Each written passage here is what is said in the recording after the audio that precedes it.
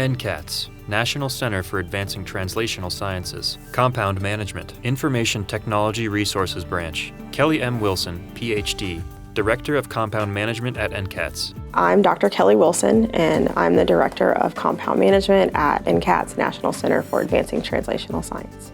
Our mission is to support all NCATS researchers. The Echo 655 acoustic liquid handler stands behind a clear wall surrounded by various instruments and storage racks in the compound management facility. A robotic arm grabs a plate and moves it to the bottom of a vertical rack of plates. A digital display shows test tube racks being relocated in an automated storage machine. For any needs they have related to compounds, and that includes storage, registration, shipping, and reformatting of those compounds. A scientist operates a computer which controls a machine that transfers liquids from tubes into a plate. We do a lot of liquid handling. We have lots of different liquid handling instruments. Some of those are physical liquid handlers, so movement of compounds from, say, a tube into a plate. We also have acoustic liquid handlers as well. Those all move compounds in liquid using a sound wave. The Echo 655 is open in the back, showing a motor and liquid moving through tubes and into a vessel. Everyone in my group has expertise in storage material and storage conditions. A scientist adds tubes to a rack and stores them in an automated storage machine.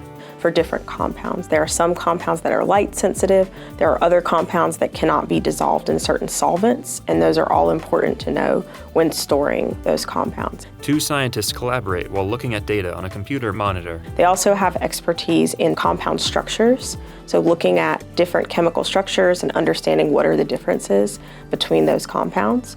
A scientist interacts with a computer.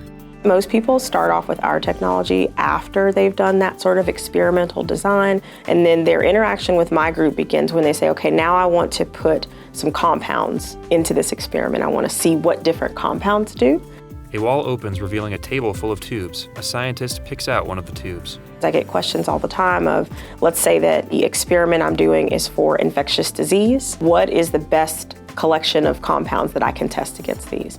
We can assist you with that so that the compounds you're putting into this experiment are really the most optimal to get you the answer that you need. The scientist moves test tubes from one rack to another before placing it into an electric capper machine. Our compound management group can actually plate combinations of compounds. So not just testing one compound at a time, testing multiple compounds to see do these work better together than they do separately.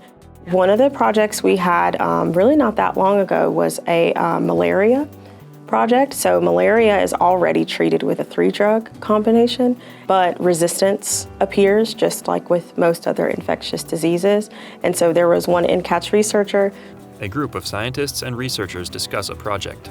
Who was able to work with compound management to actually plate 3-drug combinations. A machine transfers liquids from tubes to a plate. A robotic arm grabs onto and relocates a plate.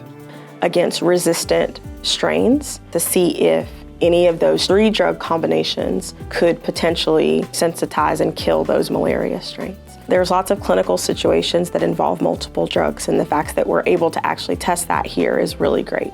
Maybe we could find something that could actually be translated to a clinical trial or to helping a patient population somewhere.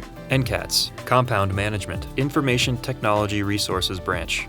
Department of Health and Human Services, USA. National Institutes of Health. National Center for Advancing Translational Sciences.